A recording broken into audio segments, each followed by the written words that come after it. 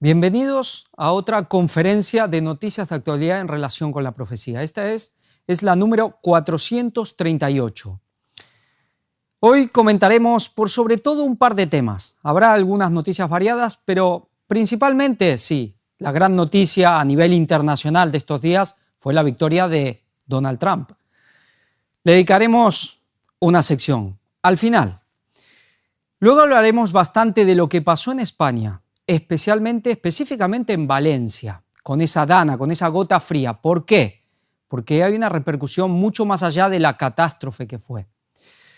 Y luego veremos algunas cosas que también complementarán, digamos, toda esta sección de noticias. Comenzamos.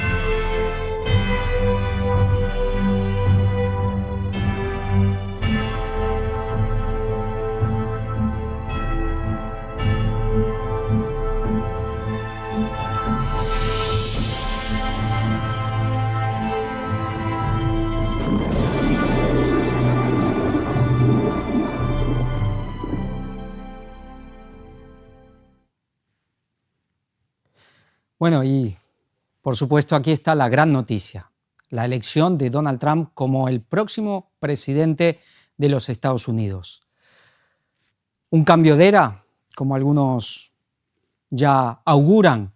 Bueno, eso lo comentaremos, pero como ya he dicho, lo dejaremos para el final. Vamos a comenzar con Europa.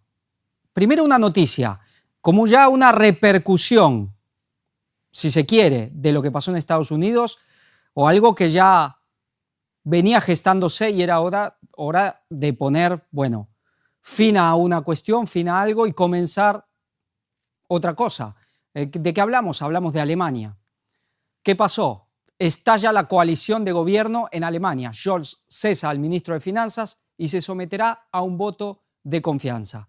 Alemania, esta nación que iba en la cabeza de Europa y ahora ha pasado prácticamente a la cola. Es decir, algo que de la noche a la mañana, como una nación tan fuerte puede derrumbarse tan rápido. La industria está cada vez más en caída, la automotriz, la metalurgia, todo. Y políticamente el malestar social es incontenible. Scholz, quizás demasiado tarde, empieza a hacer cambios. Se rompe esa coalición entre, sí, los liberales, los verdes, bueno, todo este grupo que estaba gobernando Alemania. Destituyó el ministro de Finanzas. La situación es de una crisis enorme en Alemania. Vamos a ver qué pasa. ¿Podrá recuperarse? ¿Podrá tomar otra vez, ser la locomotora de Europa? Veremos, pero difícil lo tienen. Y ahora sí, vamos con España. Lluvias e inundaciones. Casualmente la foto que pongo aquí, que unos pensarán que es de la Dana de Valencia, no. Me la acaba de enviar hace nada mi hermana en Cadaqués. Ya saben, Cadaqués es al norte de España, digamos de Girona, ese pueblito en el mar donde vivía Salvador Dalí, muchos lo conocerán por eso, el famoso Dalí que estaba ahí. Pues esta madrugada pasó esto. Cayó mucha agua y se llevó a muchísimos coches por delante. No hubo, gracias a Dios, no hubo víctimas, no pasó nada humanamente, pero en la madrugada vemos una foto que ahora parece ya común, ver a coches apilados por el agua. Acaba de pasar recién, esta misma madrugada, pero ahora sí, vamos a la noticia que fue tremenda ya desde la semana pasada, que es lo que pasó en Valencia. Y vamos a ir viendo una sucesión de noticias para intentar abarcar bastante el espectro de todo lo que conlleva esta situación. Los forenses en Valencia se auguran que las víctimas por la dana podrían rondar las 300. No se está escondiendo muertos. ¿Por qué dicen que no se están escondiendo muertos? Bueno, vamos a ver un poco más. ¿Por qué el Secopi no actualiza las cifras pese a los levantamientos? Un error al alza en el número de víctimas mortales el viernes, que no fue corregido ni admitido, llevó a no sumar más fallecidos desde el sábado. A partir de ahí, el bulo que se ocultan los muertos se disparó. Bueno, esto es obviamente un medio de información de la zona. Intenta dar un discurso, digamos, oficialista, que hay bulos que se disparó porque hubo un error, que se contaron más muertes de los que realmente habían sucedido y a partir de ahí por eso no se aumentaron. La cuestión es muy simple y muy sencilla. A los pocos días, al segundo día, al primer día, segundo día, se hablaban de ya cerca de 200 muertos, pero se hablaban de, algunos decían 600, 1000, hasta 2000 desaparecidos. De pronto la cifra de muertos se estancó y los desaparecidos no se habló más.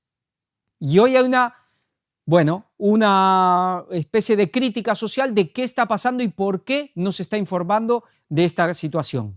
No, es que hay bulos.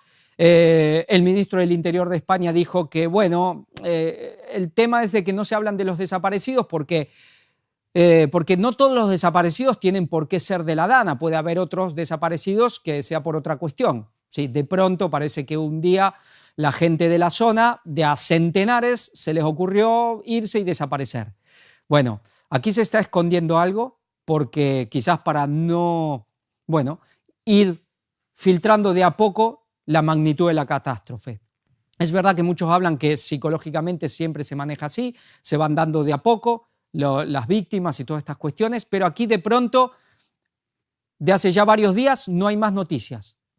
No se habla de desaparecidos, no se sabe. ¿Por qué? Vamos a ver un poco más.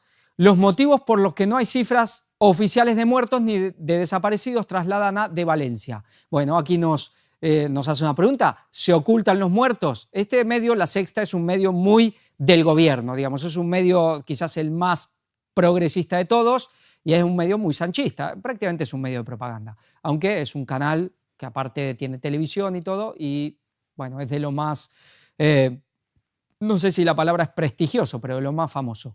La situación es esta, llevamos días que no se informa más prácticamente de esto. Están escondiendo una catástrofe mayor de lo que fue, es que simplemente hay bulos, fake news.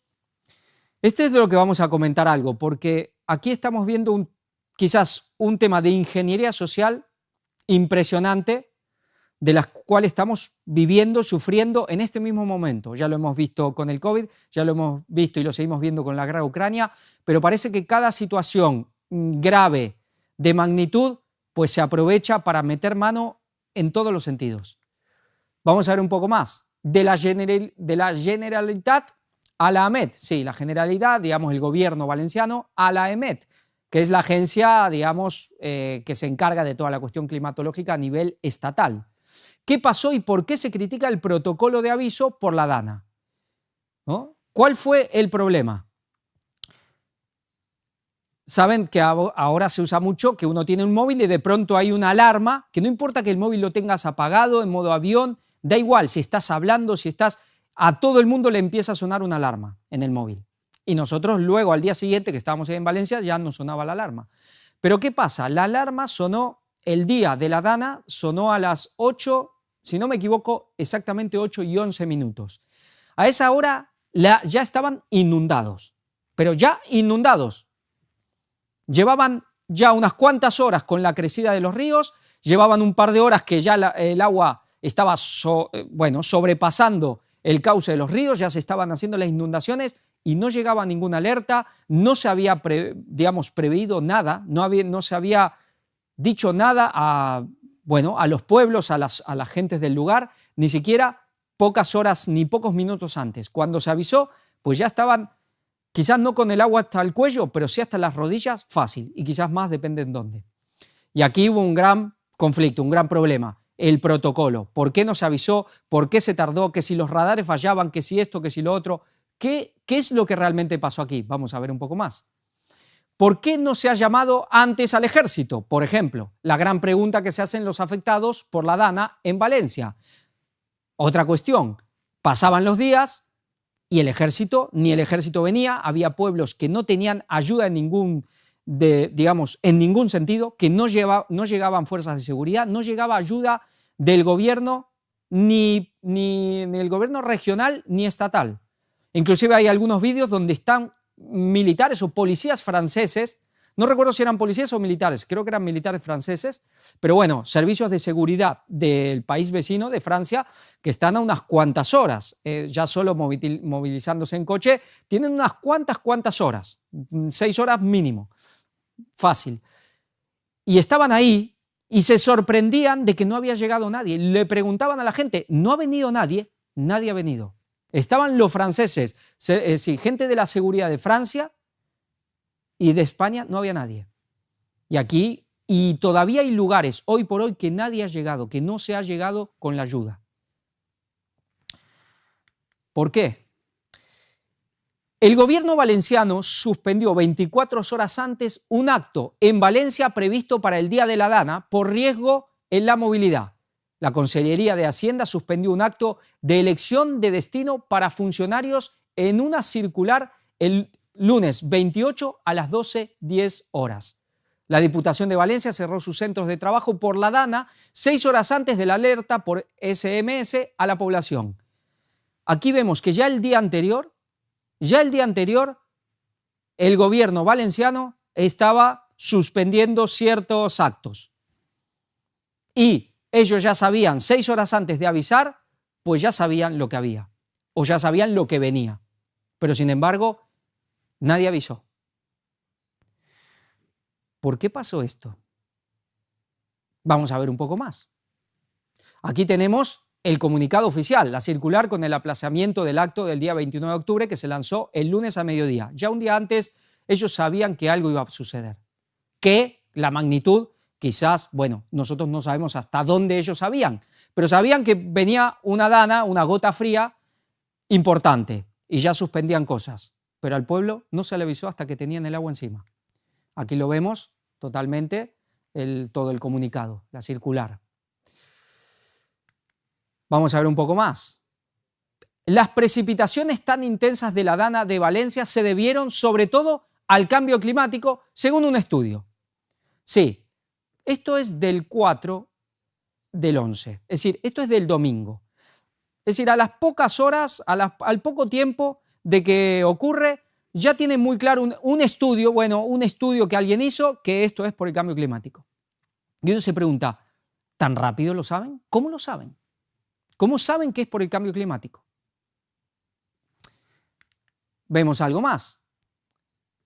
De Onda Cero esto. El último aviso de la EMET, los radares no desviaron las nubes para provocar la Dana en Valencia.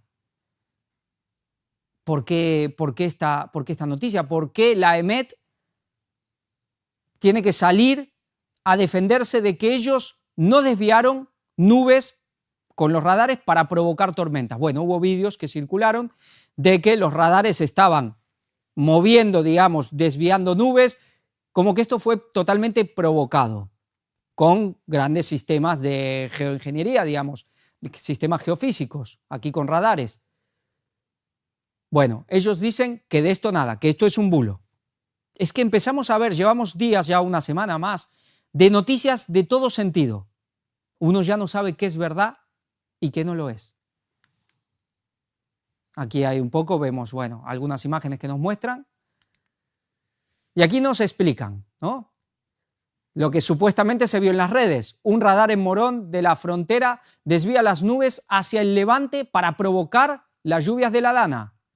Lo que dice AEMET, esto es totalmente falso. Luego nos explica supuestamente cómo funcionan estos radares, pero no, esto no fue provocado, aquí los radares funcionaron, se hablaba de que los radares dejaron de funcionar el día antes, que no, que sí, que los radares estaban funcionando, que aquí nos desviaron nubes para provocar la Dana. Empezaban a salir de entrada noticias en todos los sentidos, totalmente contradictorios. Dos estudios internacionales lo confirman, y muy rápido, muy fácil. La Dana de Valencia fue impulsada por el cambio climático. Esto ya está confirmado enseguida, es decir, uno, aunque no sea un especialista ni un experto en estas cuestiones, en esta ciencia del clima, pues no hace falta ser un experto para darse cuenta que todo esto se necesita un trabajo de mucho estudio, de comparación de datos, No es algo que se hace así, bueno, chupando el dedo y poniéndolo, ¿no? A ver para dónde sopla el viento y ya está. Esto es cambio climático. No, esto no funciona así. Pero enseguida, pues salen los estudios, que nadie sabe quién los hizo, de dónde vienen, que lo confirman rotundamente. Esto se debe al cambio climático. Y ya está. Dana Valencia, von der Leyen, dice, ¿quién es von der Leyen? La presidenta de la Comisión Europea. Es la dramática realidad del cambio climático. Sí, y lo dijo en el mismo día, bueno, al día siguiente. La Dana, digamos, la inundación llegó ya prácticamente por la noche y al día siguiente, cuando todos nos levantamos y estaba la catástrofe ahí, pues von der Leyen salió y de una manera muy convencida, confirmada, esto es el cambio climático. Ella también lo tiene muy claro. ¿Cómo lo sabe? Y aquí vemos en la foto a Abascal. Este es el líder de la agrupación Vox, esta agrupación que está más a la derecha que cualquiera aquí en España, lo que hoy se le llama la ultraderecha. Y Abascal le responde, si hay culpables, tú eres la primera con tu ley criminal de voladura de presas, eres enemiga de los españoles. ¿Por qué? Bueno, otra de las cosas que se ha hablado, el gobierno viene quitando asudes, embalses, un montón de infraestructura, entre las cuales se hacían para evitar este tipo de cosas, se han ido quitando. Por la cuestión ecológica, parece que no hay que poner ninguna interrupción a los ríos, los peces tienen que poder nadar tranquilos, las cosas, el hombre no tiene que intervenir en nada en la naturaleza y por lo pronto, con lo que ya se ha intervenido, pues mejor dar marcha atrás, porque esto es lo que genera el problema. Pero luego pasan estas cosas y los cauces de los ríos no aguantan, la infraestructura que podría prevenir, defender, es decir, ayudar que estas cosas no sucedan, digamos que la población no sufra este tipo de cosas, pues de esto nada de nada. La naturaleza puede ser muy destructora. El hombre también puede hacer sus cosas para prevenir de que la naturaleza no nos afecte para mal. El hombre tiene la capacidad de manipular también para bien la naturaleza, no solo para mal. Pensemos, cuando fue la creación, Dios le dijo que toda la creación estaba sujeta al hombre, para bien o para mal. El hombre puede manipular para bien la naturaleza. La agricultura manipula para bien y hay muchas cuestiones que se pueden hacer. No significa, porque este relato de que si tú manipulas la naturaleza, ¿y cómo puedes vivir sin manipular la naturaleza? Es que solo caminas y a lo mejor pisas un bicho, ¿no? Pisas una hormiga y ni la ves, pisas el césped. Es imposible que el hombre no interfiera en la naturaleza. La única manera de que el hombre no interfiera en la naturaleza es extirpar de la naturaleza al hombre. Pero eso no quiere decir que sea para mal. Pero el relato del cambio climático es así. Toda la interferencia del hombre siempre es negativa y por eso pasa lo que pasa. Pero aquí ya vemos que hay una disputa. Sale este sector de ultraderecha a decir, no, vosotros sois los culpables. Vuestras políticas medioambientales tienen la culpa. ¿Quién tiene razón aquí? ¿Tiene uno? ¿No tiene ninguno? ¿Tienen los dos? ¿Cómo puede ser? Bueno, los dos difícil que tengan la razón.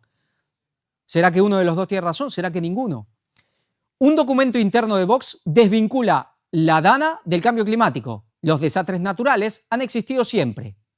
El partido ultra distribuye un argumentario entre sus cargos en el que acusa a la Unión Europea de usar de forma carroñera la tragedia para avanzar en la agenda ideológica contra el calentamiento global. Vale, sacan un documento también muy rápido donde lo desvinculan del cambio climático y a ellos se le puede hacer la misma pregunta. ¿Y cómo lo saben? ¿Cómo saben uno que es por el cambio climático? ¿Y cómo saben los otros que no tienen nada que ver con el cambio climático? ¿Cómo lo saben tan rápido?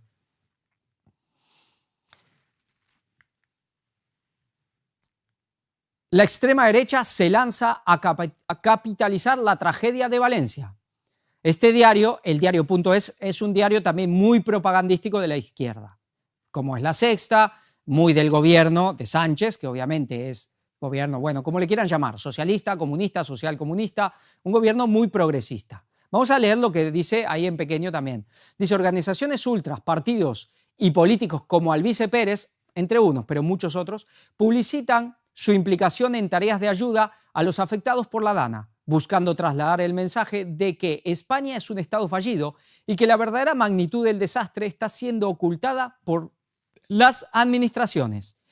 Bueno, vamos a intentar comentar todo este lío que se ha armado aquí en España más allá de la catástrofe en sí. ¿Qué es lo que pasa? La situación es la siguiente.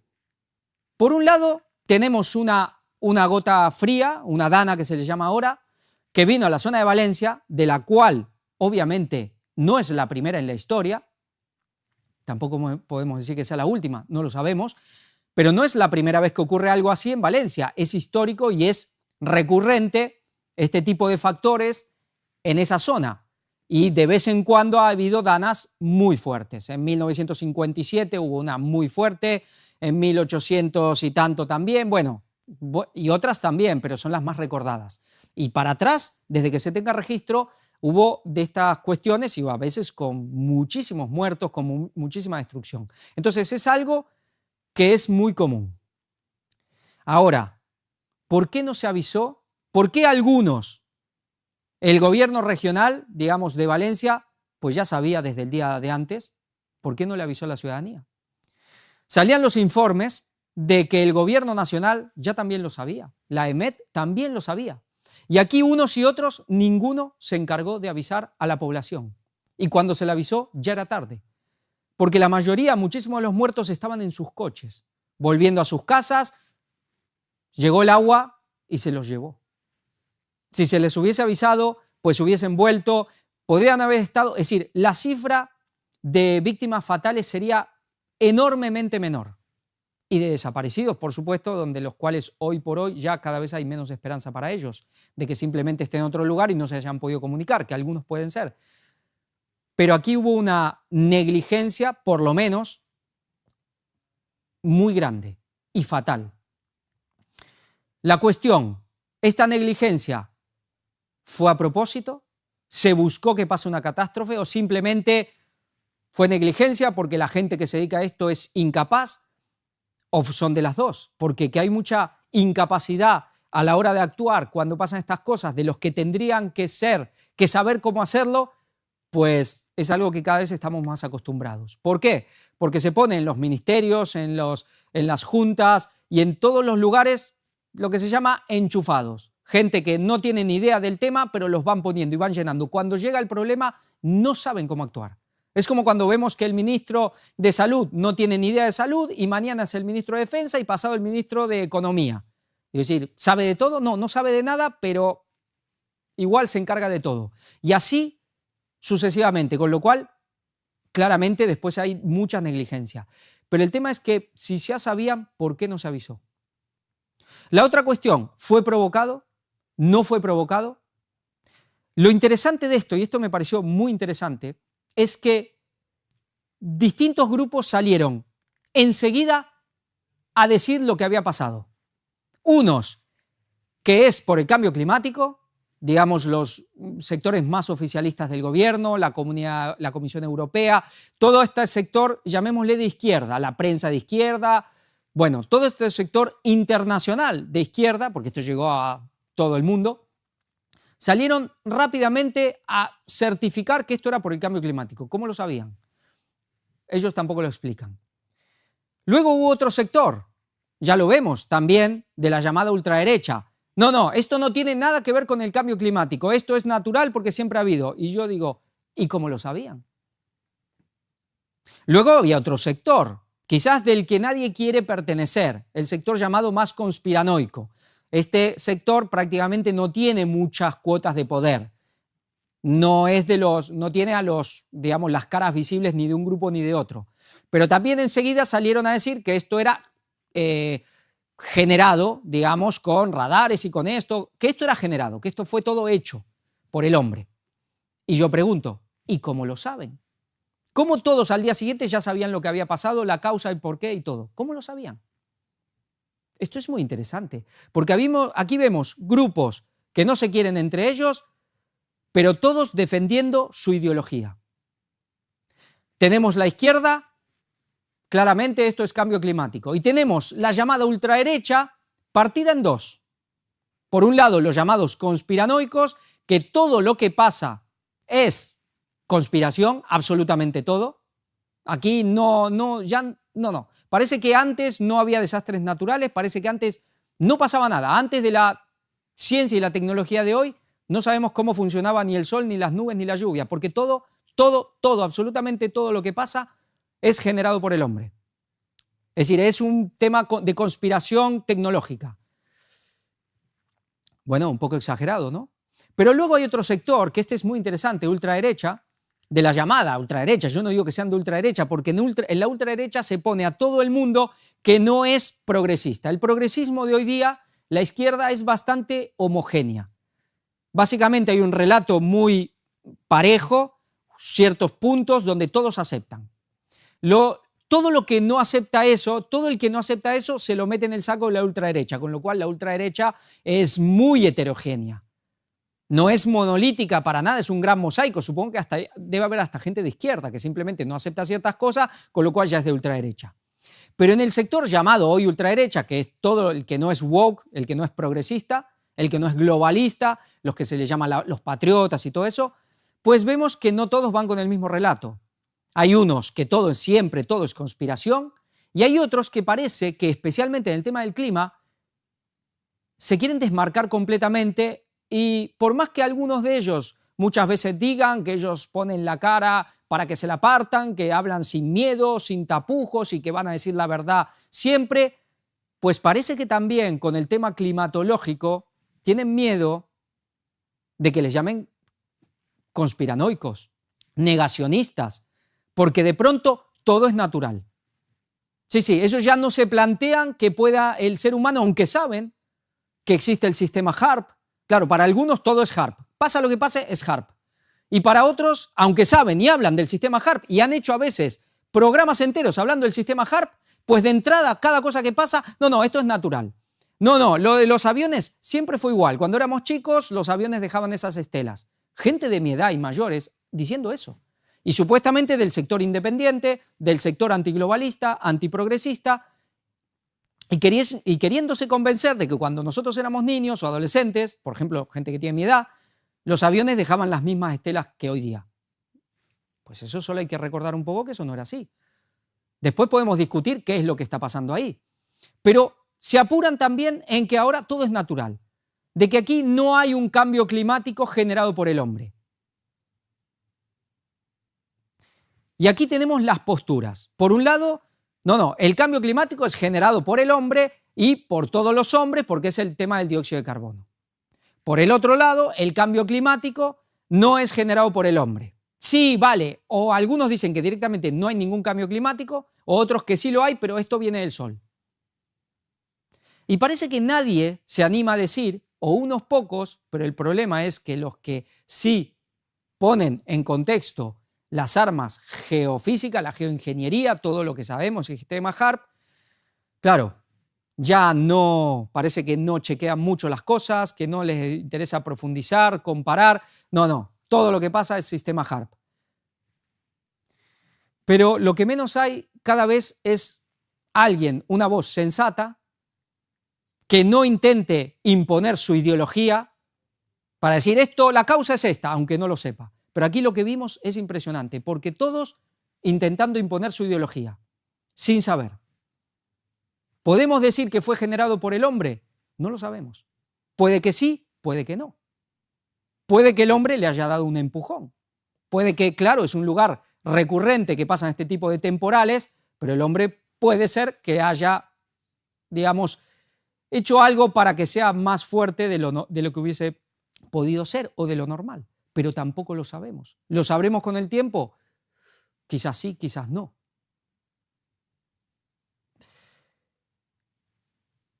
Entonces, ¿qué pasa aquí? Empieza la lucha entre la izquierda y la ultraderecha. Esto ha sido muy interesante porque luego, ¿qué pasó? Al día siguiente, todos los llamados youtubers, periodistas, políticos de la llamada ultraderecha estaban ahí en Valencia ayudando. Sí, bueno, ayudando. Dios sabrá y ellos sabrán los propósitos. Yo no tengo por qué dudar de si lo hacían con buena o con mala intención. No lo sé. ¿Qué pasó con la reacción de izquierda? Pues acusándolos de propagandistas, de aprovecharse de los muertos. Pues ¿quién se estaba aprovechando más de los muertos aquí?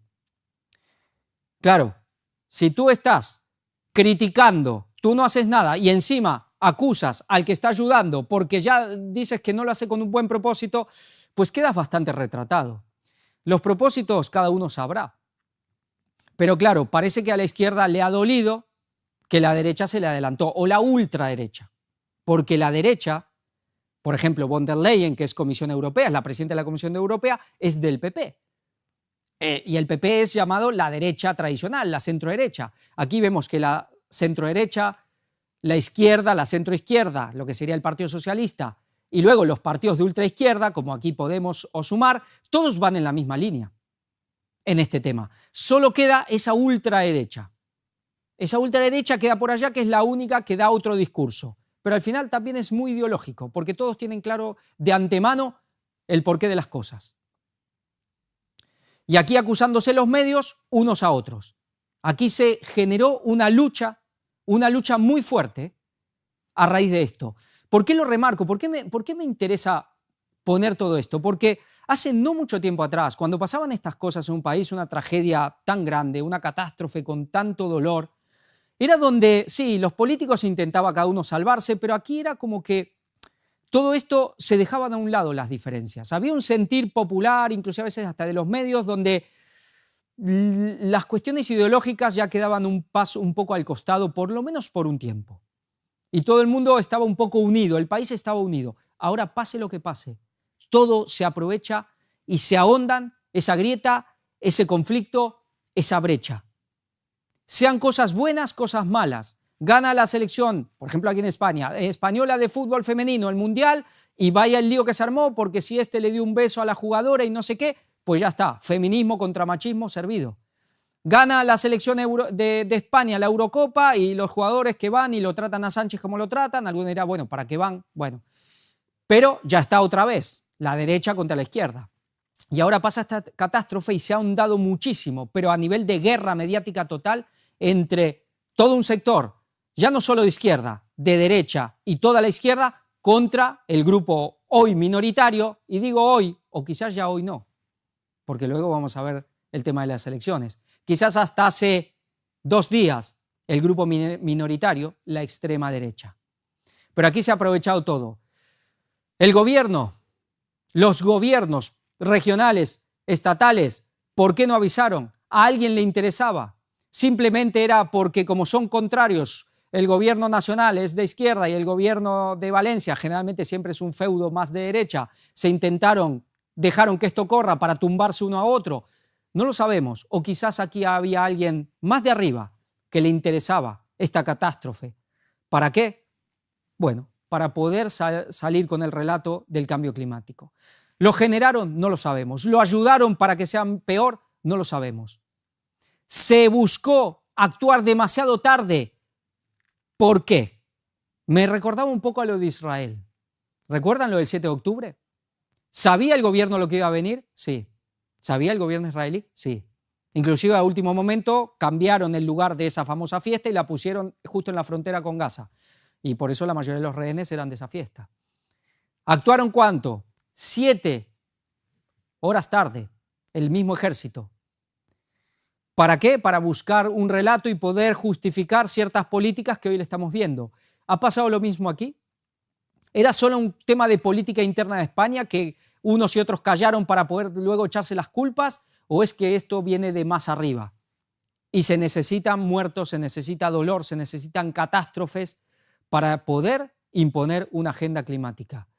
Son cosas que con el tiempo seguiremos viendo, a ver todo lo que hay, pero hay mucho que pensar. Y además la cuestión, ya está esa brecha irreparable, esta situación incurable de conflicto, de odios ya de un grupo contra el otro. ¿Qué pasará? Todos hablando en defensa de la democracia. No, es que claro, como esto dicen que es un Estado fallido es porque se quieren cargar la democracia. Bueno, si esto no es un Estado fallido, pues que vengan y lo vean, ¿no? Cuando se actúa de esta manera, cuando no hay respuesta, cuando no hay prevención, ¿para qué sirve el Estado si solamente hace el mal? Pues eso es un Estado fallido. Ah, no, pero si dices eso, pues en realidad es porque ya estás yendo contra la democracia. Pero unos y otros acusando a los otros, unos y otros apurándose a hablar, a dar por hecho lo que era, el por qué y para qué antes de saber. Vemos que todos los grupos están en su lucha ideológica. ¿Entendemos por qué un día al único pueblo que realmente diga la verdad, unos y otros lo van a odiar a este pueblo? Y podemos decir, nos van a odiar. Por eso nosotros tenemos que intentar no caer, no apresurarnos en dar por hecho algo que todavía no sabemos, porque se aprovecha desde los servicios de inteligencia, de contrainteligencia, de los medios de desinformación para sacar, sí, bulos y fake de todo tipo, para luego embarrar justamente más el terreno de lo que está. Y después que nadie sepa lo que es verdad. De que nadie sepa quién dice la verdad y quién mente. Y generar, digamos, una confusión tan grande que es parte de lo que se va a esperar y pretender que alguien ponga una voz clara. No solo ese líder moral que también tendrá que poner una voz clara entre tanta confusión, tendrá que poner luz entre tanta tiniebla. Un trabajo de ingeniería social impresionante lo que todavía se sigue llevando a cabo a partir y a través de este desastre. Y sí, realmente como de un lado, del otro, de todos los sectores, se utiliza, sí, las vidas de tantas personas pobres, porque los más damnificados son todos ellos, que siguen en este problema y que se prometen ayudas y, bueno, como siempre, con lo que pasó con el volcán de La Palma y en tantos países, luego las ayudas salen y a los que tienen que llegar no llegan y quedan por el camino en las manos de los mismos de siempre. Bueno, esperemos que algo le pueda llegar. Vamos a ir ya al tema de cambio climático. El 2024 será el año más cálido y el primero con una anomalía superior a 1,5 grados Celsius. Marca un nuevo hito en los registros de temperaturas. ¿Qué tenemos aquí? Que el 2024 será el año más cálido, el primero, bueno, el año más cálido que tenemos registros. Parece que el cambio climático es una verdad. Bueno, hay un hecho, pero el tema es ¿por qué? ¿Por qué se está produciendo? No, que no hay cambio climático. Sí, pero es del sol. No, es que es por el dióxido de carbono. ¿Es por el sol? ¿Es por el dióxido de carbono? ¿Es por el hombre, pero por otra cosa que no es el dióxido de carbono? Claro, el dióxido de carbono somos todos culpables, pero si son armas geofísicas, si son grandes instrumentos de manipulación del clima, pues aquí no somos todos culpables. Los culpables son unos pocos. Recordemos, y los que quizás nos están viendo y no conocen, que vean lo que el Ministerio presentó en Costa Rica, cómo los verdaderos expertos hablaban de que claro que el sol influye grandemente siempre en los cambios climáticos, pero que esta vez estaba pasando algo raro, porque tendríamos que estar en un proceso de enfriamiento y no está pasando. Y los mismos verdaderos expertos en el tema están perplejos porque no saben qué es realmente lo que está pasando. Pero aquí, bueno, que sí, que se confirma, estamos en un año más cálido. ¿Y eso debería ser malo? Vamos a leer un poco, unas pocas cosas de lo que nos dice. Esto marca un nuevo hito en los registros de temperatura global y debería servir como catalizador para aumentar la ambición de cara a la próxima conferencia sobre cambio climático, COP29, indicó Samantha Burgess, directora adjunta del Servicio de Cambio Climático de Copernicus. Dice más adelante, asimismo, el pasado mes, Copernicus registró precipitaciones superiores a la media en la península ibérica, Francia, norte de Italia, Noruega, norte de Suecia y el este del Mar Negro. Las fuertes precipitaciones provocaron graves inundaciones repentinas en la provincia española de Valencia, con más de 200 víctimas mortales. Es decir, cambio climático y ya está. Temperaturas en Europa y el mundo. En general, las temperaturas fueron más elevadas que la media en prácticamente la totalidad del continente, según el comunicado. Fuera de Europa, las temperaturas que más superaron la media se registraron en el norte de Canadá y estuvieron muy por encima de la media en el centro y oeste de Estados Unidos, el norte del Tíbet, Japón y Australia. Bueno, aquí nos habla también de que en casi todo el mundo las temperaturas están subiendo, pero a veces también pasa que los inviernos están siendo más crudos que nunca en determinados lugares. Las temperaturas de la superficie de los océanos se mantuvieron inusualmente elevadas en muchas regiones. Las temperaturas fueron inferiores a la media en el Pacífico ecuatorial, oriental y central, una señal de que se está gestando el fenómeno de la Niña. Parece que el mar también se está calentando. Bueno, y aquí tenemos un poco más lo que sigue, la conclusión del artículo. Ahora, ¿esto en sí sería malo, que suba un poco la temperatura? Cuando quizás muchos han visto informes a nivel histórico de registro de temperaturas de la humanidad en la historia, que hubo procesos de calentamiento global, de donde las temperaturas aumentaron un poco. ¿Y qué era lo que pasaba? ¿Venían todo tipo de desastres naturales, de cataclismos? Pues no, al revés, había un gran progreso. Era más benigno el clima, era más templado. Crecen más frutas, prosperaba económicamente las poblaciones, culturalmente, eran épocas muy prósperas y no redundaban en un montón de cataclismos. ¿Por qué?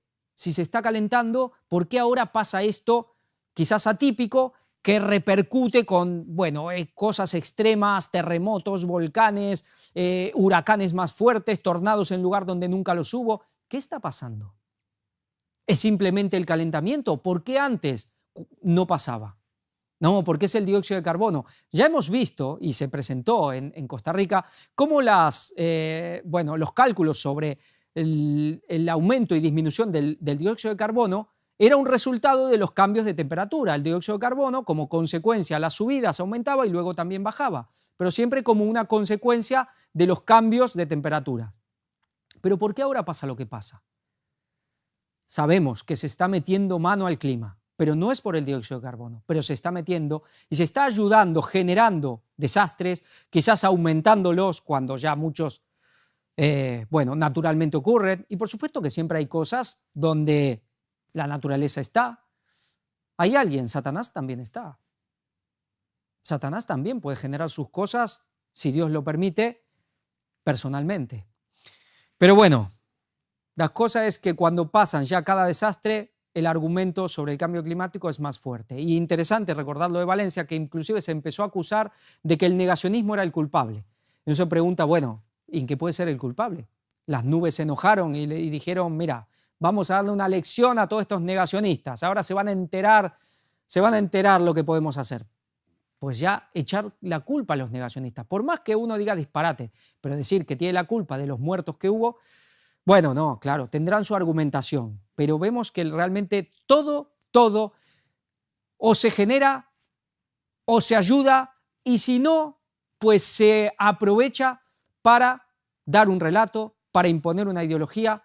Y aquí estamos nosotros, cada vez más estamos en el medio de una guerra entre dos grupos, donde quizás unos están más unidos y el otro grupo, llamado ultraderecha, no está tan unido. Vamos a ver de aquí a poco. Pero con nosotros en el medio, y cada día más en el medio. Incendios. Un incendio descontrolado arrasa California, 10.000 personas han sido evacuadas y ya ha destruido más de 4.000 hectáreas. Bueno, ya es un clásico de cada año, California y sus incendios. ¿Esto por qué? Se preguntarán algunos. Vamos a Latinoamérica, México. Asesinan a 5 miembros de una familia en el estado mexicano de Guerrero. Bueno, también el pan de cada día en México, esta violencia extrema, así indiscriminada. Explosión en una planta de acero deja un saldo de 12 muertos en México.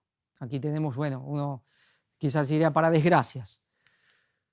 Violencia en México, encuentran a 11 personas asesinadas en una camioneta. Así, realmente terrible el degoteo de personas, de estas masacres arbitrarias o como sea que están haciendo en México, especialmente estas bandas, de estas mafias unidas siempre al narcotráfico. Pero también eso se puede extender y a veces ya va repercutiendo en grupos tipo paramilitares. Ya sabemos lo que pasó en Colombia, que empezó a haber violencia de distintos sectores también. Vamos a Ecuador, un México en Sudamérica. Asesinan a 7 personas durante una fiesta en medio de apagones en Ecuador. Sí, Ecuador, ya en Sudamérica, siguiendo los pasos de México, lamentablemente, en este punto. Vamos a ver algo de Asia. Accidentes. Varios muertos tras el colapso de un puente con una multitud en Indonesia. Sí, entre las víctimas hay al menos 3 miembros del séquito de un candidato de los comicios locales. Pero bueno, colapsó un puente y ya. Al menos 23 muertos al caer un autobús de pasajeros por un desfiladero en la India. Algo que estamos viendo mucho en la India, en Perú y en algún otro lugar. Muertos y muertos con accidentes de autobuses. Realmente uno dice, bueno, ¿siempre ha sido así? ¿O es que ahora salen las noticias? Pero realmente no sé qué pasa con los autobuses. Muchas veces son escolares. que es cada vez, cada semana casi que estamos presentando estas noticias, tenemos una tragedia de estas. Impresionante. Vamos a desgracias. Fuerte incendio en una fábrica de aceite de cocina en Indonesia causa muertos. 9 personas al menos murieron. Bueno, en una fábrica de aceite de cocina, por eso incendio. Y vamos ahora sí, ya en el tirón final, vamos a la noticia, por lo menos a nivel internacional, la gran noticia de esta semana, Estados Unidos. Trump arrasa y será de nuevo presidente de Estados Unidos. Sí, arrasó. Ganó no solo las elecciones para presidentes, ganó el Parlamento, ganó el voto popular, lo ganó todo. Lo ganó todo. Y aquí muchos, cuando veíamos esa portada o estas portadas ya en la misma, digamos, mañana de española, lo que era la noche ya en mismo Estados Unidos, preguntábamos, bueno, ¿de quién es la desinformación aquí? Nos auguraban todos unos comicios reñidos que podíamos estar días, que lo seguro es que íbamos a estar días hasta saber quién había ganado. La mayoría de los medios en Estados Unidos, del 90%, daban como ganadora a Kamala Harris. A lo sumo daban un empate y luego Trump arrasa. En el 2016, lo mismo. No arrasó, pero ganó. En el 2020, lo mismo. Bueno, por ahí perdió. Bueno, eso lo discuten mucho, si realmente perdió o si simplemente no dejaron que gane. Pero aquí arrasó. Y uno se pregunta, ¿qué pasaba? Las encuestas del propio Partido Demócrata daban como ganador a Donald Trump. Pero sin embargo, todos los medios decían que ganaría Kamala Harris. ¿Quiénes son los desinformadores hoy día? Esto quedó claro y cada vez más gente se ha dado cuenta. Cada vez más gente ya en el mundo entero se ha dado cuenta, por lo menos en Occidente, ¿quiénes son los desinformadores hoy día? Son los grupos de redes sociales, el youtuber tal, esta página de aquí, este grupo independiente de allá, o son los grandes medios de comunicación los que ya no paran de desinformar. Y aunque después sepan que van a quedar retratados como grandes desinformadores, parece que no les importa. Quizás porque ya no se mueven, porque si la gente los ve o no. Se financian con grandes lobbies, con grandes grupos de poder, que, bueno, ellos actúan como medios de propaganda, como defensores de complejos industriales militares, de complejos farmacéuticos, de complejos si toca petroleros o lo que sea, y ya está. Parece como si ya no les importara. Pero por eso cada vez ya en Estados Unidos más de la mitad de la población ya no se informa por los medios tradicionales, sino por redes sociales. Aquí quizá en Europa todavía eso no está tan inclinada a la balanza, pero la juventud cada vez menos los escucha. Por eso la juventud ya no se cree en lo que dicen los medios, no se cree en lo que dicen los gobiernos, porque ellos ya saben más que hay una mano negra, quizás no sepan de quién es, cuántas son las manos negras, si es una, si son varias, si es de este, de aquí, pero ya ven que hay un poder por detrás de los poderes que va llevando las cosas. Pero aquí Donald Trump arrasa. Vamos a ver algo, esta es una noticia que se ha hablado mucho ahora, pero voy a poner esta, pensemos que es de julio, y ya cómo se veía venir lo que iba a pasar. El fin de la era woke. Marcas y empresas se están desligando de sus mensajes pro diversidad ante el regreso de Trump. Grandes marcas, grandes empresas que saben bastante lo que viene, ya se iban desligando de esta cosa woke porque ya se veían venir que viene Trump.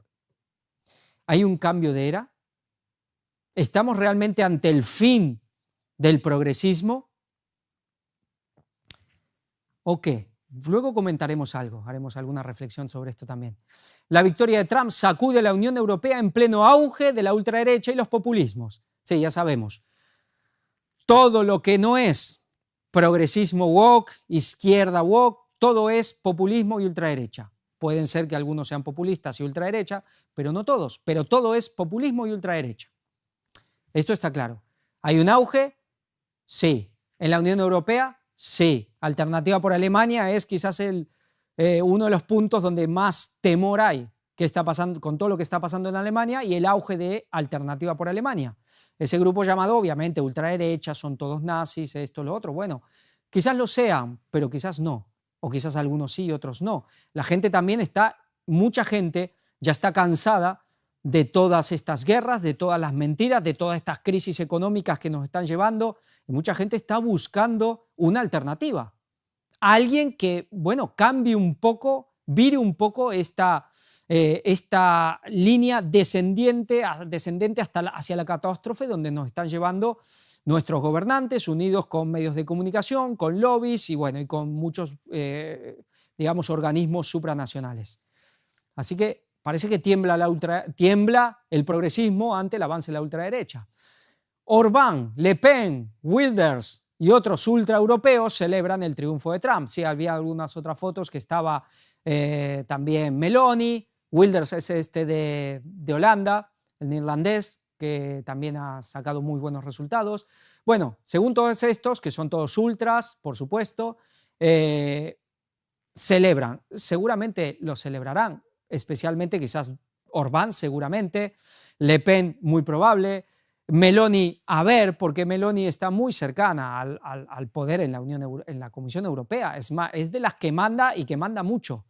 Pero es como un nexo entre el oficialismo, esa oligarquía que domina la Unión Europea, que nadie la vota, pero que están ahí, que son tanto del PSOE como del PP, porque en eso van a uno. Después, en sus propios países, la izquierda y la derecha se podrán pelear un poco, tirar un poco de los pelos, pero a nivel europeo van a una en todo.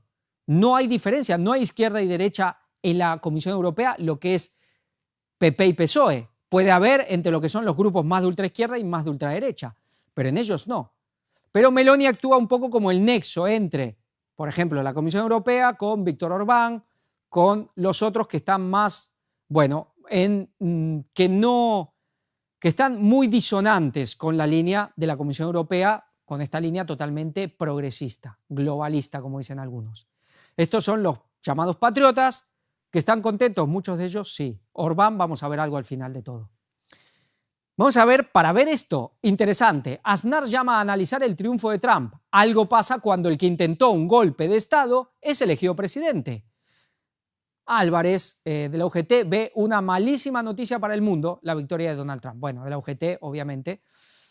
Pero aquí tenemos a una persona que siempre se la calificó muy tipo franquista, casi falangista, es decir, muy de derecha, sí es del PP, pero que vemos lo que dice.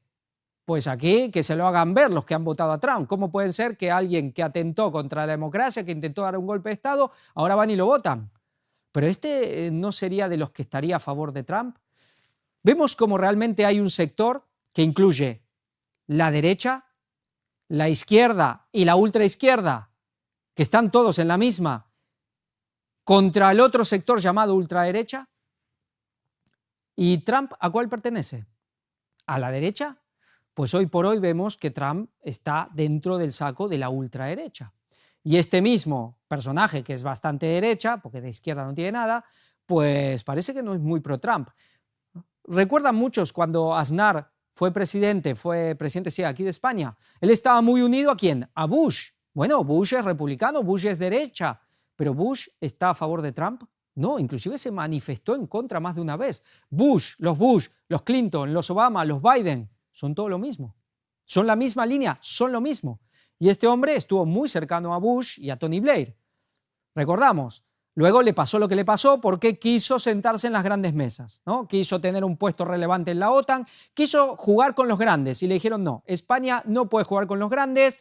Alguien de Francia le avisó, ojo, no te vaya a pasar algo. Él insistió y ¿recuerdan el 11M? Los atentados donde murieron cantidad de personas, los atentados en el metro de Madrid, en los trenes de Madrid. Bueno, ahí se le dijo ya definitivamente a España, tu lugar no está entre los grandes. Pero este hombre está muy claro su posicionamiento. Él es la derecha, lo llamada la centro derecha, el PP. ¿Van con Trump? No. Wall Street celebra la victoria de Trump con cifras históricas en bolsa, dólar y Bitcoin. Bueno, Wall Street, casi la capital financiera del mundo, por lo menos de Occidente. Bueno, algunos, yo lo dejo ahí, Wall Street, City de Londres, bueno, entre los dos van haciendo. Pero no era que esta gente no lo quiera Trump. ¿No era que esta gente, que los financieros liberales son todo lo contrario a Trump y en cambio Trump representa a los patriotas industriales, dicen muchos o dicen algunos que dicen que saben mucho? Pero parece que están de celebración. Y cuando se dice, no, no, es que una cosa son, Trump representa a los industriales y en la línea de Harris, Biden, Obama representa a los liberales financieros, a los banqueros liberales financistas del mundo. Yo hago una pregunta. ¿Quiénes son los grandes, digamos, los dueños de las grandes industrias de Occidente? Vamos a Estados Unidos. Pensemos en las grandes industrias de Estados Unidos. Pensemos las grandes industrias armamentísticas. Pensemos en Lockheed Martin, pensemos en Boeing, pensemos en General Dynamics, etcétera, etcétera, etcétera. Busquen quiénes son los dueños, los mayores accionistas. ¿Quiénes son? Los grandes financieros. BlackRock, Fidelity, Vanguard, el Big Three, las tres grandes que se les llama, ¿no? Pensemos en las grandes farmacéuticas, pensemos en las grandes petroleras, pensemos en la gran industria de Estados Unidos. ¿Quiénes son los dueños? Siempre vemos a los mismos. Vemos a los grandes fondos de inversión, BlackRock, Vanguard y algunos más, dueños de todo. Entonces, ¿hay alguna diferencia? ¿No son los grandes financieros los que son los dueños de las grandes industrias? Exactamente. Entonces, la gente que dice que aquí hay una disputa entre financieros e industriales, y algunos saben mucho, da un poco de que pensar por qué lo dicen. Pero para ir al tema, parece que esto de que la industria militar y el poder económico no lo quiere a Donald Trump porque Donald Trump es contrario a todos ellos, pues estaban muy contentos porque ganó Donald Trump. ¿Realmente es así? ¿Realmente aquí vemos dos cabezas luchando o vemos una cabeza con dos brazos?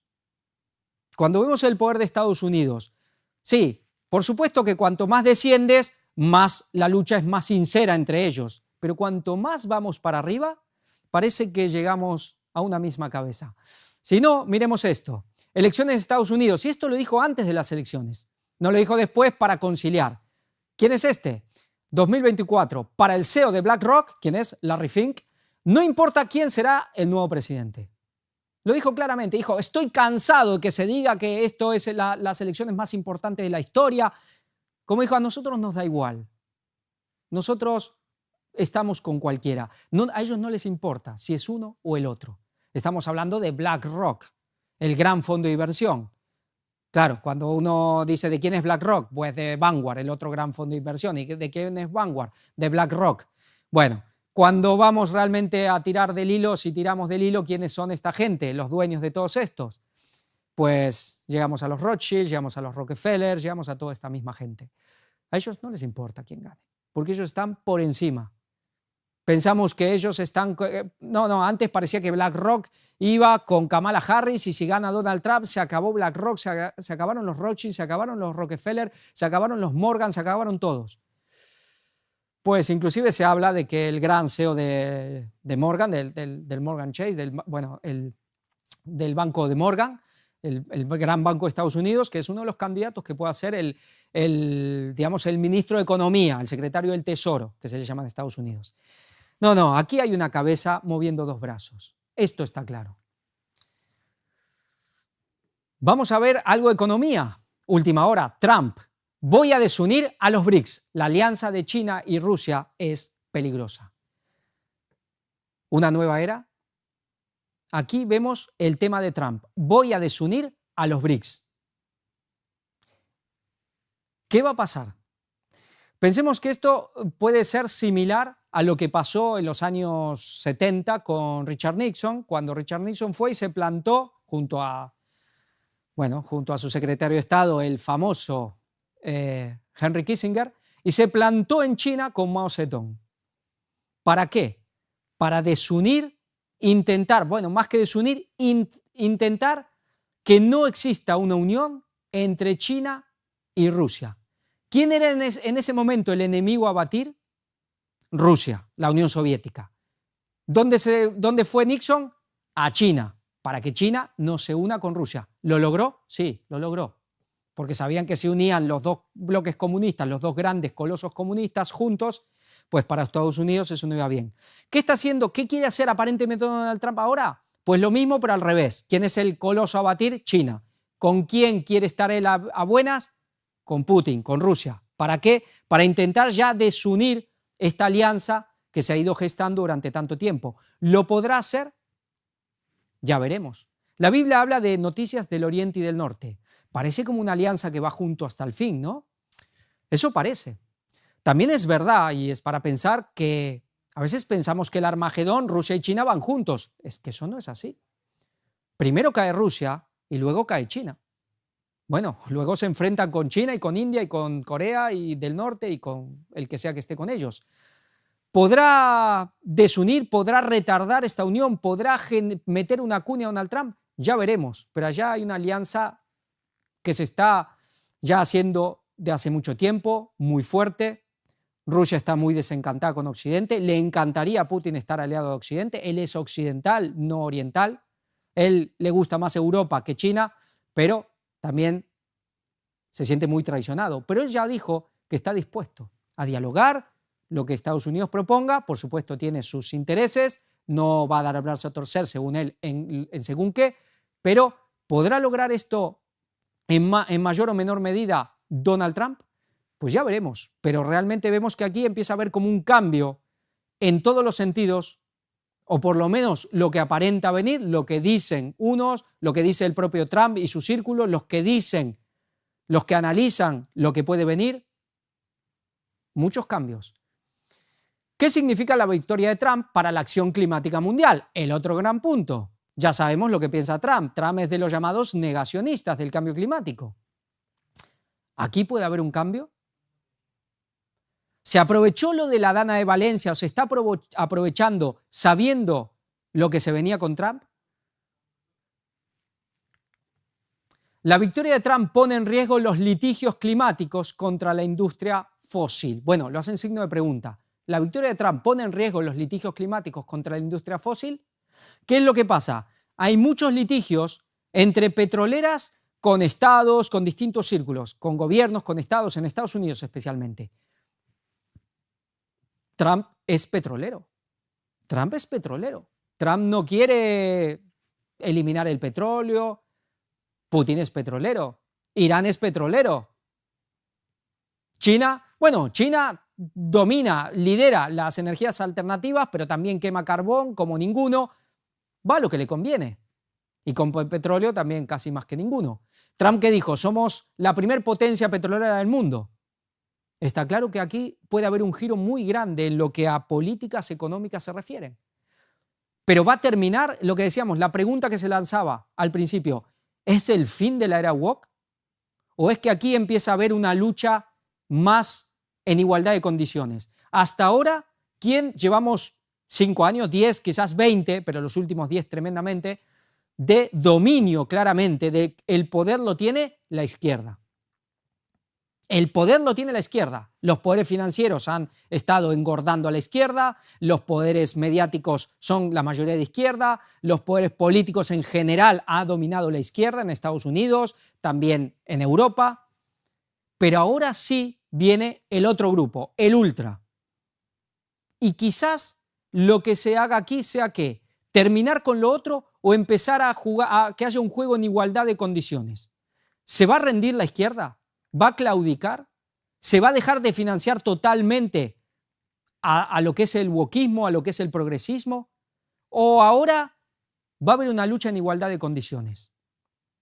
Ya vimos como algunos medios, Washington Post ya se puso neutral, veremos qué pasa con New York Times, veremos qué pasa con CNN, pero realmente es el fin del discurso del relato globalista, es el fin del relato del cambio climático, es el fin del relato de la ideología de género, es el fin, o es que ahora el otro grupo que venía digamos que ahora eran dos grupos en mucha desigualdad de condiciones, uno muy poderoso y el otro que venía creciendo, la ultraderecha. ¿O será que ahora vamos a ver a dos frentes en igualdad de condiciones luchando por la supremacía? Tiempo al tiempo, ya lo veremos, hasta dónde Trump aplicará todo lo que está diciendo. Había una persona que decía que lo conocía mucho de Trump y dicen, a Trump no hay que tomarlo literalmente, pero hay que escuchar lo que dice. Pero el problema es cuando se lo toma literal. Y muchos, dice, lo han tomado literal, pero no han oído, pero hay que tomarlo en serio. Dicen, hay que tomarlo en serio, pero no literal, dice alguien que lo conoce muy bien. Y eso puede ser una gran verdad. Trump dice mucho, después quizá todo eso no pueda aplicarse, pero va en serio, va en serio.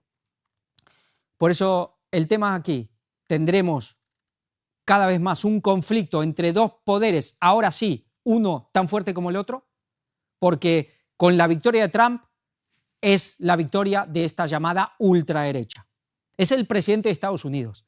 Digan lo que digan de China, en según qué China puede estar igual o en según qué haya pasado Estados Unidos, pero Estados Unidos es líder, domina en todo el espectro de la cuestión política, económica, social, cultural. China no tiene un Hollywood. China no tiene la industria de la música que tiene Estados Unidos. Estados Unidos lidera en todos los sentidos. Estados Unidos es la gran potencia. Y si Estados Unidos pone el rumbo a seguir en una dirección, pues arrastra al mundo entero. Así que lo que podemos tener ahora, más quizás que el fin, es una lucha en igualdad de condiciones. Ahora veremos. El dinero es el que manda. Veremos qué hace el dinero. Veremos qué hace la cabeza. ¿Pondrá todo en la mano derecha? ¿O ahora repartirá más en igualdad de condiciones? Ahora será el turno de engordar a la derecha. ¿Los otros se rendirán? ¿Dejarán que les quiten todo el terreno que han logrado durante tanto tiempo? Por ahora parece que no. Con lo cual, con más razón podemos ver un conflicto cada vez más servido. Zelensky busca resetear relaciones con Trump tras victoria electoral. Zelensky dice, hay que empezar de cero, no solo con Trump, con Orbán. Hasta hace 4 días Zelensky, bueno, le decía a Trump de todo menos guapo, lo que ha dicho de Trump. Pero ahora no, hay que empezar de nuevo, un reseteo, hay que poner fin a la guerra. Vemos que ahora sí dice que hay que poner fin a la guerra. Ahora quiere empezar de cero con Orbán, al que prácticamente pedía su cabeza. Sí, él pedía prácticamente la cabeza de Orbán a Europa. Ahora no, que hay que empezar de cero, reseteo, mira que todos nos queremos, vamos a intentar poner fin a la guerra. Entonces, ¿era difícil poner fin a la guerra? ¿Acaso el presidente de Estados Unidos, que todavía está en funciones, no podría haber hecho esto? ¿No le podría haber dicho a Zelensky, mira, esto se acabó y ya está? ¿Era difícil poner fin a la guerra? ¿No se podían solucionar los conflictos? Pues ahora parece que todos están dispuestos. ¿Pero será el fin de la guerra a Ucrania? El Vaticano espera que Trump ponga fin a las guerras, aunque no tiene ninguna varita mágica. La Santa Sede también deseó a Trump mucha sabiduría, porque esta es la principal virtud de los gobernantes según la Biblia. Claro, nos hace referencia a Salomón que pidió sabiduría. Pero el Vaticano espera, así nos habla aquí el secretario de Estado Vaticano, Pietro Parolin, dice, no, perdón, esta ya es la anterior, vamos a quedarnos en esta. Es Pietro Parolin que dice que, bueno, ellos esperan que Trump pueda prometer lo que ha cumplido, poner fin a la guerra. El Vaticano ahí metiendo presión también. Ya sabemos que el Vaticano intentó que su gente, su feligresía en Estados Unidos vote por Trump. Ellos han inclinado al mal menor y, bueno, muchos han hecho caso. Y Trump ganó con gran holgura. Pero vamos a ver la última noticia. Orbán dice que Trump sacará a Estados Unidos del conflicto de Ucrania porque odia la guerra. Esta noticia es de hoy. De hoy. Es más, voy a comentar algo que ni siquiera llegó a estar publicado, pero solamente la pude oír, la noticia. Trump dice que inclusive va a censurar a Irán y va a hacer daño a Irán en el tema petrolero. Claro, habla en temas económicos, no que atacará refinerías. Pero, por ejemplo, Trump ya ha dicho que va a apretar a Irán. Quedémonos con esto para hacer el comentario final. Vamos a leer lo que dice aquí. Budapest, 8 de noviembre. El primer ministro de Hungría, el ultranacionalista, bueno, vemos, a mí me da un poco de gracia cuando ya no se sabe qué calificativos más, mega, ultra, archi, bueno, todo, súper. El ultranacionalista Víctor Orbán dijo este viernes que con Donald Trump como presidente de Estados Unidos saldrá del conflicto causado por la invasión rusa de Ucrania porque el líder republicano odia la guerra. Bueno, hay una realidad. A Trump lo que más le gusta es hacer negocios. Veíamos otra casta otra casta en Estados Unidos que lo que le gusta es la guerra. Los Bush, los Obama, los Clinton, los Harris, los Biden. A Trump lo que le gusta es negociar y para eso es bueno. Si el presidente electo de Estados Unidos quiere paz en vez de la guerra, eso dejará huellas en el mundo. En el frente es obvio que esto es una derrota militar. Los americanos saldrán de la guerra. Él lo tiene claro, afirmó Orbán en sus habituales declaraciones de los viernes a la radio pública Kossuth. Esto fue hoy a la mañana. Orbán, un aliado de Trump, afirmó que si el candidato republicano hubiera ganado las elecciones de Estados Unidos en 2020, no habría habido guerra en Ucrania, ya que habría logrado los acuerdos necesarios entre las partes. Vemos que aquí, si Estados Unidos no quiere que haya guerra, no hay guerra, ni en Medio Oriente ni aquí. Trump ganó con rotundidad las elecciones presidenciales del martes, por lo que volverá a ser presidente de Estados Unidos, cargo que ya ocupó entre 2017 y 2021. Estados Unidos no animará más a la guerra, afirmó el primer ministro húngaro. Opinó que Trump no inicia guerras, odia la guerra, es un hombre de negocios. Recalcó Orbán, que ha acusado varias veces tanto a la Unión Europea como al presidente demócrata Joe Biden de belicismo. Se equivoca para nada. La tremenda victoria de Trump en las elecciones estadounidenses significa que esto se acabó, dijo Orbán, que es también el líder de la Unión Europea más cercano a Moscú en referencia a la financiación de la guerra. Pensemos que él tiene la presidencia interina de la Unión Europea ahora, Orbán, con lo cual hoy tiene mucha voz en el mando de la Unión Europea, aunque por supuesto no decide él solo, todas las partes tienen que estar de acuerdo en la Unión Europea. Aunque se opone a las sanciones de la Unión Europea a Rusia, hasta el momento ha apoyado todos los paquetes punitivos, pero si se niega a enviar salvo que se niegue a enviar armamentos a Ucrania. Claro, siempre fue un chantaje. El dinero que te corresponde a ti, Hungría, si no apoyas este paquete de armas o de dinero a Ucrania, pues no te damos el dinero. Así lo han venido chantajeando una y otra vez. Vamos a seguir leyendo. Dice, Europa sola no podrá financiar la guerra, reiteró el líder húngaro al reconocer que los ucranianos luchan heroicamente los últimos más de 2 años. Europa sola no podrá financiar la guerra. Quedémonos con esto. ¿Será así?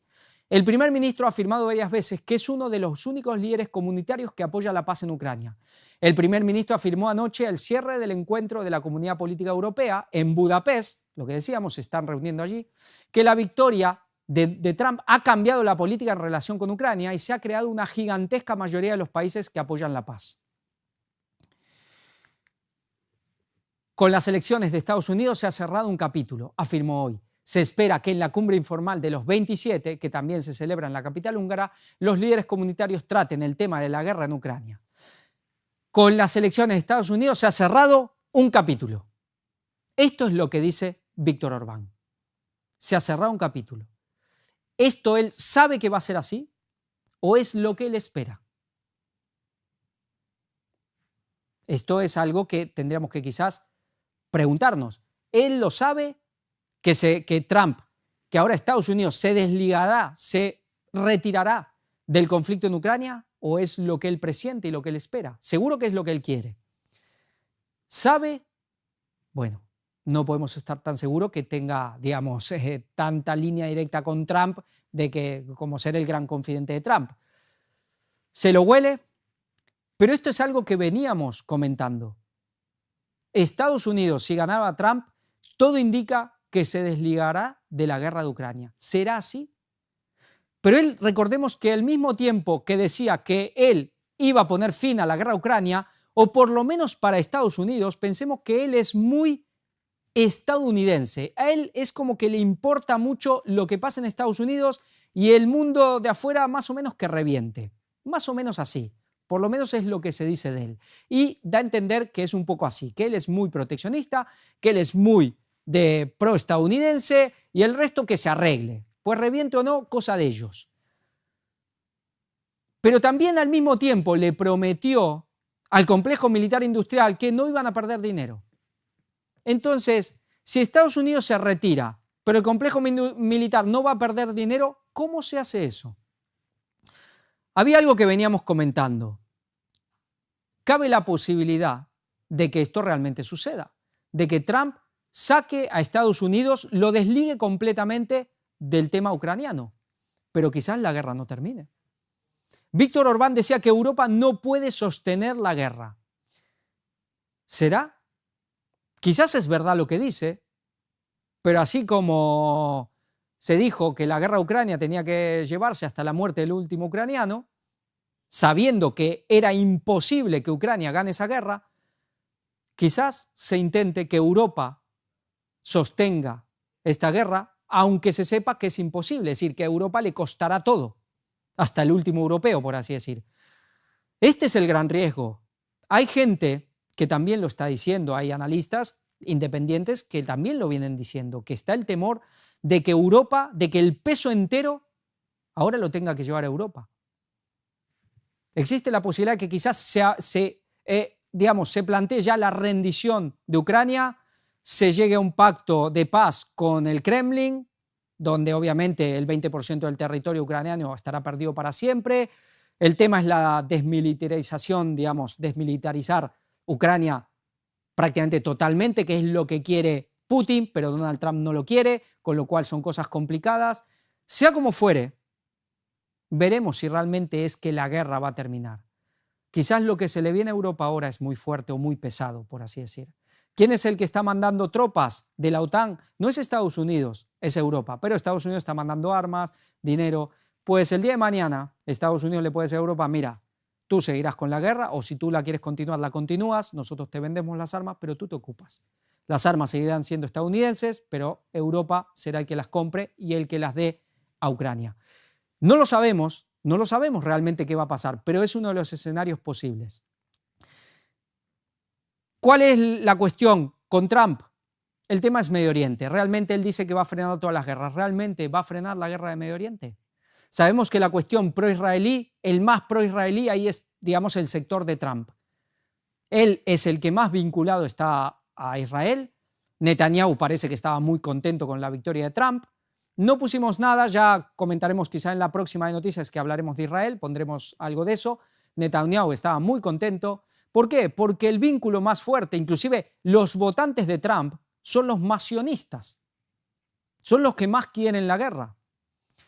Entonces, posiblemente Estados Unidos se pueda desligar para ocuparse de lleno a Medio Oriente y por sobre todo a China. Oí que la primera llamada que hizo Trump ahora fue ¿a quién? A Japón. Al primer ministro japonés. Pues, ¿por qué? China, Asia-Pacífico. Japón juega un papel fundamental. Fundamental. La punta de lanza ahí es Japón. Ya hemos comentado lo que dice el catolicismo sobre Japón. Pero el tema es lo que se oía. Parece, se habrá que chequear, pero oía de fuentes fidedignas, de que Trump ya estuvo hablando contra Irán. Como que va a apretar a Irán petroleramente. El petróleo es el gran producto de Irán. Inclusive Estados Unidos hasta ahora venía con un vínculo muy grande de petróleo con Irán. Inclusive ha sostenido más o menos que no se le dispare más la inflación por los acuerdos petroleros con Irán. ¿Qué va a pasar ahora? Si realmente aprieta a Irán, pues ya vemos la línea a seguir. Realmente el escenario que se nos viene es impresionante. ¿Qué pasará con Europa? ¿Qué pasará con Ucrania? ¿Qué pasará en Medio Oriente? ¿Se calentará más con China? Él siempre fue muy beligerante con China. Todas estas cosas son los que ahora iremos viendo con el correr del tiempo, cómo todo esto va a ir discurriendo. Y para finalizar, vamos con una cita de Ellen White. Los dignatarios de la Iglesia y del Estado se unirán para hacer que todos honren el domingo y para ello apelarán al cohecho, a la persuasión o a la fuerza. La falta de autoridad divina se suplirá con ordenanzas abrumadoras. La corrupción política está destruyendo el amor a la justicia y el respeto a la verdad. Y hasta en los Estados Unidos de la libre América se verá a los representantes del pueblo y a los legisladores tratar de asegurarse el favor público, doblegándose a las exigencias populares por una ley que imponga la observancia del domingo. Acaba de ganar Trump. Acaba de ganar el hombre que aglutina a toda esa ala derecha cristiana en Estados Unidos, aquellos que presionarán al gobierno para decretar la ley dominical. La ley dominical sabemos que tiene que venir en esta legislatura. Primavera del 28, la ley dominical tiene que estar puesta sobre la mesa en Estados Unidos. Pero no sobre la mesa la cuestión, sino aprobada y decretada. Este gobierno es el que tiene que decretar la ley dominical. Pero ¿qué nos dice? La corrupción política. ¿Alguien piensa que realmente este hombre va a limpiar ese pantano? Dice, está destruyendo el amor a la justicia y el respeto por la verdad. ¿Los cristianos realmente creen que este hombre es el que va a limpiar esa ciénaga, ese pantano, ese sistema totalmente podrido de Estados Unidos? ¿Realmente creen que esa vuelta a la moral será una moral bíblica? Vemos que es un tema de corrupción política. Gente corrupta en los estratos de poder, del poder político, en este momento, en esta cita está hablando especialmente eso, serán los que promulgarán esta ley dominical. Con lo cual, si viene esta ley dominical y este gobierno promulgará la ley dominical, aquí no se limpiará nada, aquí simplemente se ensuciará más todavía el terreno. Pero ahora la cuestión está servida. Y sabemos que de una u otra manera el socialismo, la izquierda, apoyará por sus razones esta ley dominical. Todo se nos plantea un escenario muy grande, no podemos ver todo lo que realmente va a venir. ¿Cómo van a llegar a esa ley dominical? Si realmente si va a ser en un día un autogolpe. Decíamos, si gana Kamala Harris quizás es más fácil de ver y con Trump es más incierto. ¿Será por puras promulgaciones de decretos anticonstitucionales o él mismo acabará con la propia república y acabará con la Constitución?